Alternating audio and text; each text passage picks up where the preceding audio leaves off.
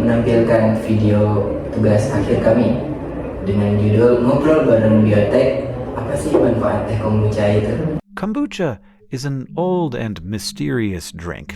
It's thought to have originated around 221 BCE in Korea and China, though we had a hard time tracking down the sources for that date. There are also reports of kombucha being consumed in Russia in the 19th century, but those two time points don't tell us much about how kombucha came to be. And that's not that unusual when it comes to ancient foods. Here on Journey to the Microcosmos, we've ventured into the microbial world of food like bread, yogurt, and cheese, and the processes humans have used to make these foods go so far back and are accompanied by so much lore that it is difficult to untangle exact histories. But no matter how murky the history is, the microbial universe buried in these foods is somewhat consistent. There is an organism, maybe a yeast or a bacteria or a fungus. It wants to survive, and so it uses the resources around it like sugar or the proteins in milk to do that. It might even work with one or two other organisms to accomplish its goals. Halo semua, selamat datang di podcast kami. Hari ini kita akan ngobrol bareng sama dua anak yang sangat luar biasa sibuknya ini. Ada Aulia, ada Alfia, Dan juga Dewi, senang banget nih bisa diajak ngobrol di sini. Iya, hai juga. Makasih ya udah ngundang kita berdua ke sini. Aku bakal ceritain deh asam manisnya kombucha sama pahit manisnya kehidupan sama kamu di sini. ngomong-ngomong asam manis, aku tuh penasaran banget nih. Kalian kan mahasiswa ya, tugas kalian kan banyak. Tapi kok kalian bisa sambil jualan? Gimana tuh caranya? Kalau aku sih awalnya berantakan banget ya, kayak aku kan juga orangnya perfeksionis, jadi pengen tugas tuh cepet-cepet selesai, tapi usaha bisnis tuh juga pengen cepet jalan. Jadi akhir-akhir ini aku mulai ini sih kayak nyusun flyer kayak jadwal gitu, dimana aku harus fokus dan dimana aku harus fokus ke bisnis. Ya kalau dari aku sih ya, kan aku lumayan sibuk, lumayan sibuk latihan, rapat, kepanitiaan segala macam. Nah aku makasih juga sih sama dia udah bantu aku manajemen waktuku buat jalanin belajarku, usaha ini sama kegiatan-kegiatan yang lain. Jadi kami berdua tuh sepakat pagi atau siang, semisalnya itu nggak ada kuliah ya, kami berdua tuh menjalankan ya urusan produksi kombuchanya, kemasannya sampai ke tahap promosinya. Jadi malamnya tuh tinggal ngisi sama kegiatan-kegiatan lain ya, mau hangout atau latihan segala macem. Nah jadi ya capek di situ aja sih.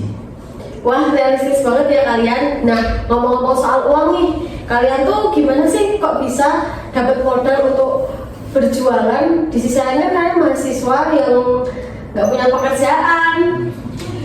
Untuk modal awal nih dari ini sih ngumpulin uang jajan aja, jadi kita patungan ya, kecil-kecilan, terus habis itu pakai apa sih, kan kita kan praktikum juga, jadi udah tahu nih alat apa sih sama bahan-bahan apa yang bakalan digunain. Terus untuk apa ya, produksinya itu kita jualin dulu ke teman-teman, jadi untuk muterin modalnya itu kayak lebih aman juga sih. Jadinya tuh kan kita banyak inovasi rasa kan. Selain dari teh, kita juga udah pernah buat pakai bunga telang. Nah selain inovasi rasa tersebut, kita juga melakukan beberapa efisiensi waktu sama efisiensi tenaga itu sih. Kayak misalnya kita tuh nggak produksi tiap hari ya Bella.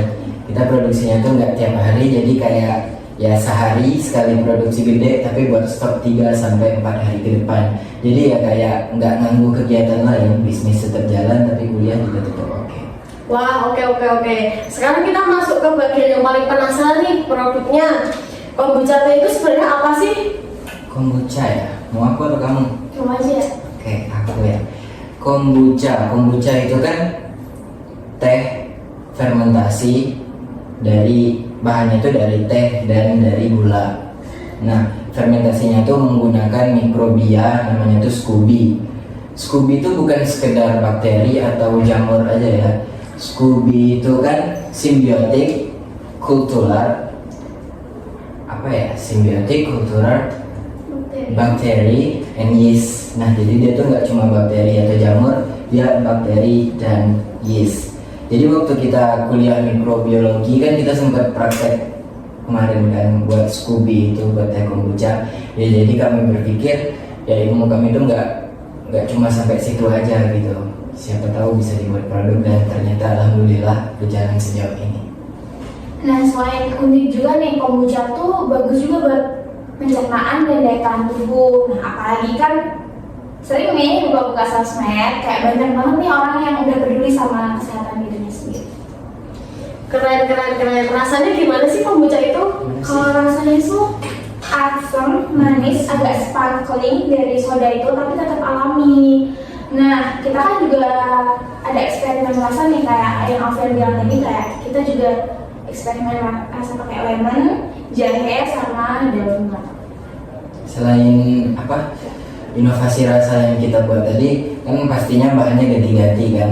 Nah, walaupun bahannya itu ganti-ganti, kami tetap perhatiin kok proses fermentasinya, suhunya berapa, waktunya, pH-nya, sampai higienitas pun tetap kami perhatiin. Karena ya walaupun rumahan kosan ya, walaupun usaha kosan ya, tapi tetap kami jaga scientificnya gitu.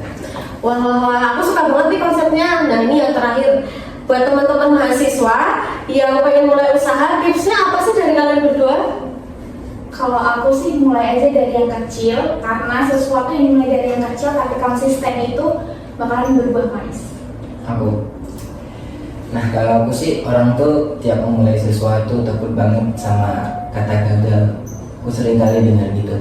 Menurutku ya gagal sekali, 2 kali, 3 kali itu normal aja sih. Malahan banyak orang yang ke 7-10 kali baru usahanya tuh berhasil. Jadi kayak jangan cuma karena kegagalanmu 1 kali ya kayak hubungan enggak kayak praktikum deh, kayak praktikum kan. Misal kita mencari kultur jaringan, kita mencari jaringan kan enggak cuma kita sekali tusuk terus kita masukin ke sampel terus ketahuan kan, enggak. Kita harus buat sampel 2, 3, 4 kali baru kelihatan gimana sih jaringannya. Jadi sama aja usaha kayak gitu.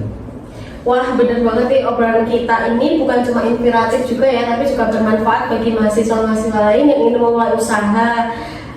Makasih ya Aulia, Alfian udah menyempatkan waktu untuk ngobrol hari ini. Kami juga makasih juga ya udah diberi kesempatan, ruang buat kita kayak sharing-sharing tentang pengalaman kita. Aku juga suka sih, bahagia banget bisa sharing-sharing sama teman-teman, sama Dewi. Masya Allah. Sekian episode ngobrol di Biotek ini. Jangan lupa dengan episode-episode selanjutnya ya. Bye-bye. Baiklah teman-teman, terima kasih telah menonton podcast kami. Kami akhiri dengan wabillahi taufiq wal hidayah. Wassalamualaikum warahmatullahi wabarakatuh.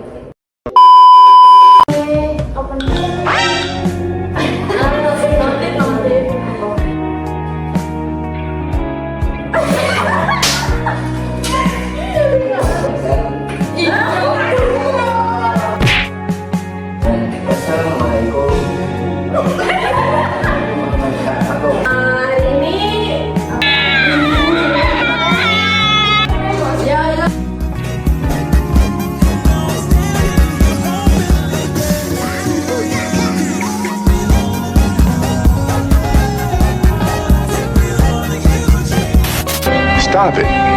Get some help.